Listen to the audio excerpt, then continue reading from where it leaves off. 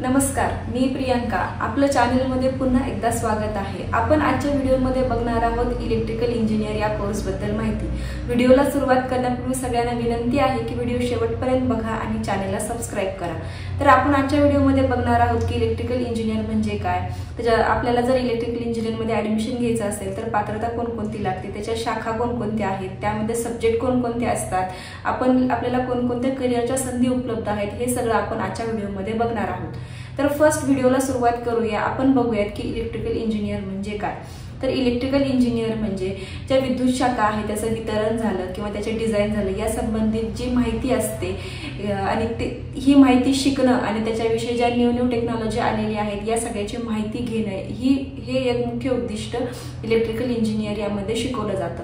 तसेच आपल्याला ज्या पायाभूत सुविधा आहेत इलेक्ट्रॉनिक इंजिनिअरिंगमध्ये किंवा ऊर्जा क्षेत्रामध्ये ज्या पायाभूत सुविधा आहेत त्या कशा आपल्या डेली रुटीनमध्ये आपण उपयोगात आणू शकतो आणि त्याचा वापर कसा करू शकतो हे देखील आपल्याला या कोर्समध्ये शिकण्यास भेटते.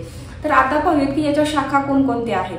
तर फर्स्ट आहे पॉवर जनरेशन, त्यानंतर आहे पॉवर डिस्ट्रीब्युशन, नंतर आहे इलेक्ट्रिकल मशीन्स, नंतर कंट्रोल सिस्टीम, त्यानंतर आहे डिजिटल इलेक्ट्रॉनिक्स, तसेच आहे सिग्नल प्रोसेसिंग. आता सिग्नल प्रोसेसिंगमध्ये आपण ऑडिओ व्हिडिओ या संबंधित क्षेत्रामधल्या ज्या घडामोडी आहेत त्या शिकण्यास भेटतात. तसेच पॉवर जनरेशनमध्ये आपल्याला ज्या सौर ऊर्जा प्रकल्प असतात किंवा वीज ऊर्जा प्रकल्प असतात याविषयी किंवा या संबंधित आपल्याला माहिती सगळी आपल्याला पॉवर जनरेशनमध्ये शिकण्यास भेटते. पॉवर डिस्ट्रीब्युशनमध्ये आपल्याला वीज ग्राहकांपर्यंत कशी पोहोचवायची किंवा त्यासाठी आपल्याला कोणकोणत्या प्रणाली लागतात हे सगळं आपल्याला याच्यामध्ये शिकण्यास भेटतं. इलेक्ट्रिकल मशीन्समध्ये आपल्याला जे रेल्वे असतील किंवा रस्ते असतील रेल्वे असतील यामध्ये आपल्याला इलेक्ट्रिकल कोणकोणते उपयोगात आणू शकतो हे सगळं आपल्याला इलेक्ट्रिकल मशीन्समध्ये शिकण्यास भेटतं. हे सगळं झालं की आपल्याला इलेक्ट्रॉनिक इंजिनिअरिंगमध्ये शाखा कोणकोणत्या आहेत. आता पाहूयात की आपल्याला इलेक्ट्रिकल इंजिनिअरिंगमध्ये सब्जेक्ट कोणकोणते असतात.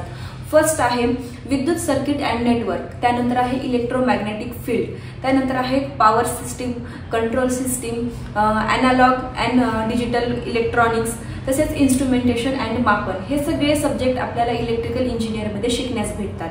तर आता पाहूयात की आपल्याला कोणकोणत्या क्षेत्रामध्ये आपल्याला जॉब ऑपॉर्च्युनिटीज करता येऊ शकतात.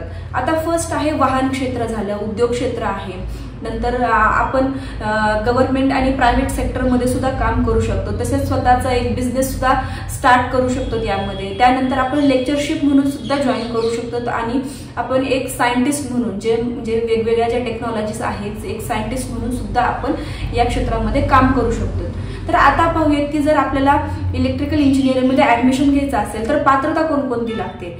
तर आपण 10वी नंतर सुद्धा इलेक्ट्रिकल इंजिनिअरिंगला ऍडमिशन घेऊ शकतो डिप्लोमामध्ये. हे 3 वर्षाचा कोर्स आहे. जर आपण 10वीवर ऍडमिशन घेतलं डिप्लोमाला तर हा 3 वर्षाचा कोर्स पडतो. आणि जर आपण 12वीवर ऍडमिशन घ्यायचं असेल तर आपल्याला 12th सायन्स लागतं. त्यासाठी आपल्याला PCM हा ग्रुप लागतो आणि त्यानंतर आपल्याला BE किंवा BTech इलेक्ट्रिकल इंजिनियर करता येऊ शकते. आणि BE आणि BTech केल्यानंतर आपल्याला पोस्ट ग्रॅज्युएशन सुद्धा या फील्डमध्ये करता येऊ शकतं. आता हे सगळं झालं आपल्याला पात्रता कोणकोणती लागते याविषयी माहिती. आणि जर आपल्याला याच्यामध्ये जर ऍडमिशन घ्यायचं असेल तर भारतात अशा खूप साऱ्या प्रायव्हेट युनिव्हर्सिटीज आहेत ज्या आपल्याला कमीत कमी फीजमध्ये आपल्याला चांगले जॉब ऑपॉर्च्युनिटी सुद्धा ऑफर करतात आणि आपल्याला एज्युकेशन सुद्धा खूप चांगल्या पद्धतीचं देतात. जर विद्यार्थ्यांना जर ऍडमिशन घ्यायचं असेल इलेक्ट्रिकल इंजिनिअरिंग या फील्डमध्ये तर खालील दिलेल्या क्रमांकावर संपर्क साधा आणि आमच्याशी कॉन्टॅक्ट करा. कारण की इलेक्ट्रिकल इंजिनिअरिंग ही एक अशी फील्ड आहे जी आपल्या समाजामध्ये खूप मोलाचा वाटा प्रदान करते. कारण की आजकालच्या जगामध्ये कोणतीही वस्तू किंवा कोणतीही गोष्ट ही इलेक्ट्रॉनिकवरतीच अवलंबून आहे. त्यामुळे ही समाजात खूप मोठ्या पद्धतीचा वाटा देते. यासाठी विद्यार्थी ऍडमिशन घेण्यासाठी खूप जास्त प्रमाणात कल घेत आहेत आणि खूप जास्त प्रमाणात इंटरेस्ट सुद्धा आहेत.